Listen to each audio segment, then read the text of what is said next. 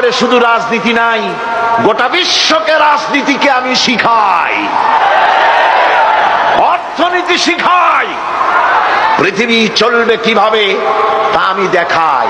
এই জন্য এই কোরআনের আসল মুফাসসির তো আমি নই, কোরআনের আসল মুফাসসির তো মাওলানা সিফাতুল্লাহ সাহেব নন, এর মুফাসসির তো মাওলানা আবুল কালাম আজাদ সাহেব নন, এর আসল মুফাসসির তো মাওলানা কামাল উদ্দিন জাফরি সাহেব নন। এর আসল মুফাসসির কে?